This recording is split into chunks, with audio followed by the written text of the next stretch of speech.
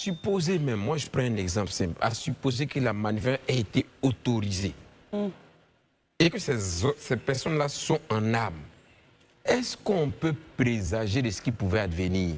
À supposer que ces personnes-là, pendant qu'ils ont peut-être d'autres pensées, qui n'ont pas forcément la pensée d'avoir une marche pacifique comme les leaders ont demandé, mais qui peut-être veulent troubler ou bien régler des comptes au travers de ces marches-là, ouvrent le feu, par exemple, des forces de l'ordre. Et on assiste à un échange de coups de feu. Qu'est-ce que ça devenait? Moi, je pense que parfois aussi, il ne faut pas juste voir une volonté de musellement des décisions prises par les pouvoirs publics. Si on ne comprend pas, on les approche et puis on essaie de voir les raisons pour lesquelles ces décisions-là sont prises. Parce que parfois, elles ont des informations qu'elles ne jugent pas utiles de donner à l'ensemble des populations pour éviter de les alarmer ou bien de les troubler.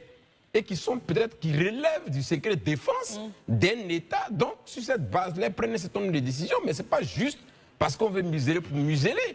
Donc ça, c'est important. Mais voici maintenant que des personnes qui étaient censées faire une marche, qui ont été interpellées, sont en position d'armes. Qu'est-ce qu'on fait? Les preuves ont été établies, ces personnes on a retrouvé des armes sur elles. D'autres ont eu des perquisitions à domicile, on a vu des armes à domicile. Qu'est-ce qu'on fait? Très bien. Gandhi Koué, je ne vous poserai pas la question de qu'est-ce qu'on fait, mais votre regard déjà sur l'actualité? Bon, en fait, je ne partage pas forcément l'avis d'Élysée sur sa dernière position pour dire que on a souvent des éléments pour, en fait, sursoir à une marche. Je dis non. Vous savez, quand on est dans un État et à ce qu'on appelle les libertés, en fait, collectives, les libertés individuelles, marcher, là, n'est pas le problème.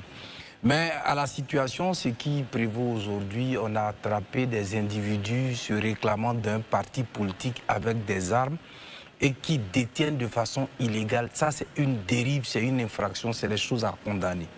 Il n'est pas sérieux qu'un parti politique, pour des raisons que ce soit par derrière, puisse à travers certains de ces éléments, comme on l'a constaté, ceux qui feraient partie de la sécurité proche en fait, de ce parti-là, n'est pas sérieux. Et tous ceux qui vont enfreindre à la loi concernant le port d'armes de façon illégale doivent tomber sous le coup de la loi, la rigueur de la loi. Maintenant, ce que moi je veux dire, c'est vrai, vous voyez aujourd'hui le président de la République qui dit bâtir une grande nation.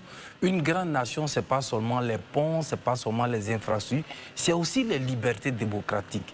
Marcher fait partie d'une grande nation.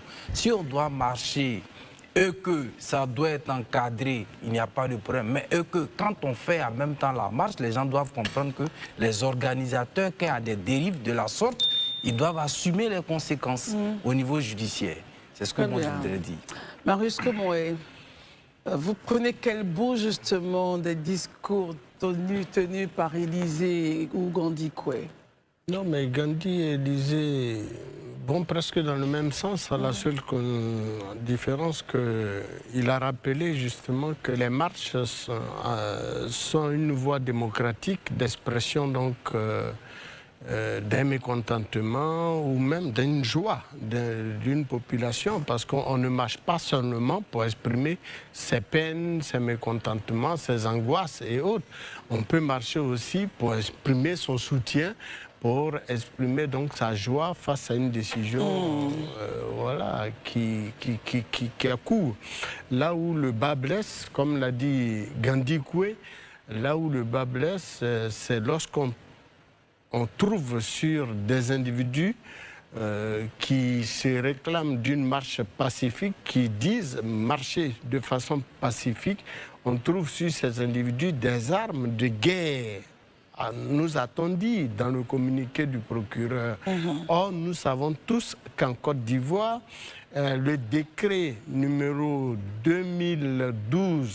2012-609 du 4 juillet 2012 portant modification du décret numéro 99-183 du 24 février 1999 portant réglementation des armes et munitions définit clairement en son article 28 nouveau eh bien, les conditions d'acquisition d'un permis de port d'armes. Voilà. Et donc, quelqu'un qui n'a pas de permis de port d'armes et qui dispose d'une arme, surtout de guerre, il y a lieu donc de s'interroger dans un contexte de marche pacifique que viennent faire des armes de guerre dans cette marche au XXIe siècle et en Côte d'Ivoire. Et donc, c'est normal pour un État qui se veut de droit, c'est normal pour un État qui est dirigé d'interpeller ces individus et de les entendre justement en cherchant à comprendre comment ils sont rentrés ces gens-là en possession de ces armes de guerre. Au-delà de cet aspect des choses, eh bien, on se souvient qu'à un moment donné de l'histoire de la Côte d'Ivoire, en 2011, plus précisément, au sorti de la crise post-électorale en 2012, eh bien, le gouvernement ivoirien, le régime actuel, avait fait des communiqués pour demander à tous ceux qui détenaient des armes de les déposer volontairement. Eh bien, on se tente que beaucoup ne l'ont pas fait et qu'aujourd'hui, on se retrouve dans une marche pacifique d'un parti politique avec des individus qui détiennent des armes. C'est vraiment inquiétant pour la Côte d'Ivoire qui se veut un pays de paix, dans le contexte actuel avec les djihadistes qui sont à côté. On va justement en parler tout à l'heure en écoutant, mais avant, prenons le point de Daouda. Daouda, votre regard là-dessus? Christelle, marcher est un droit constitutionnel. Je pense que les gens aiment à le radoter à tout moment, mais ce droit constitutionnel-là est encadré par la loi. Il est bon que Gandhi le sache, que même quand on dit que c'est constitutionnel, il y a des règles qui sont préétablies avant d'aller marcher. Donc, il ne faut pas juste s'arrêter au premier alinéa qui dit que marcher est un droit constitutionnel. Il faut lire jusqu'au bout. C'est de ça qu'il s'agit. Cette précision étant faite, j'aimerais revenir sur la sortie du procureur qui, pour moi, doit être analysée sur 3 prismes, en fait. Il y a le prisme juridique, il y a le prisme politique et il y a le prisme sécuritaire.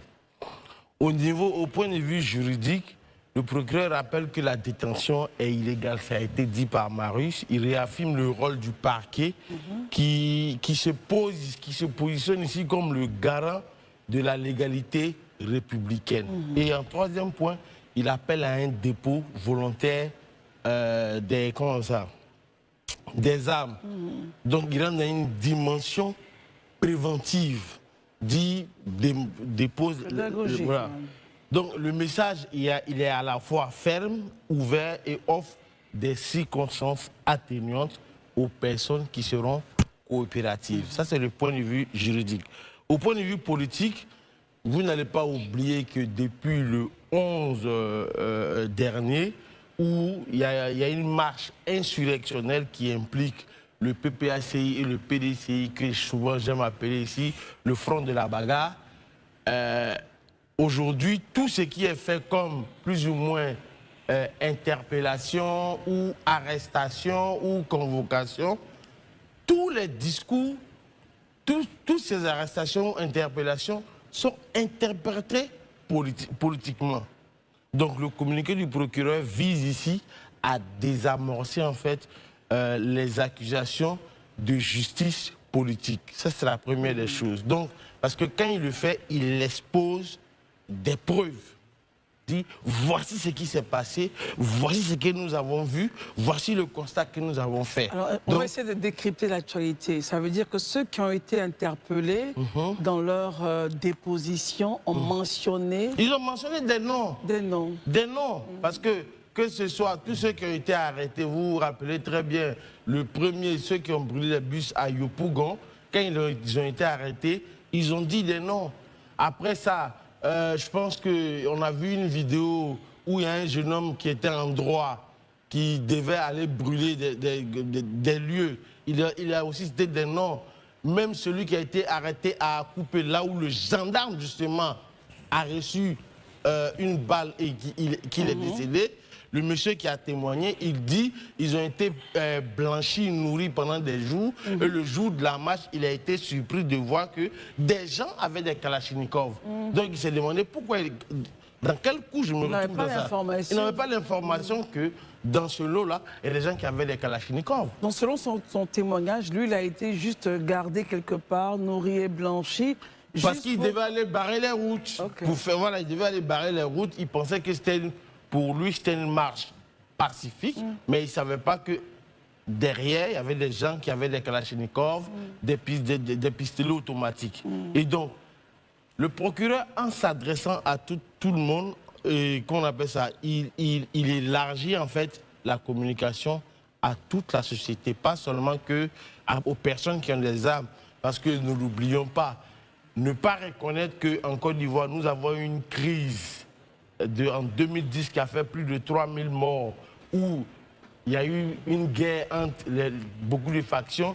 Il y a des armes, toutes les armes n'ont pas été déposées. Il y en a qui les gardent encore par devers eux.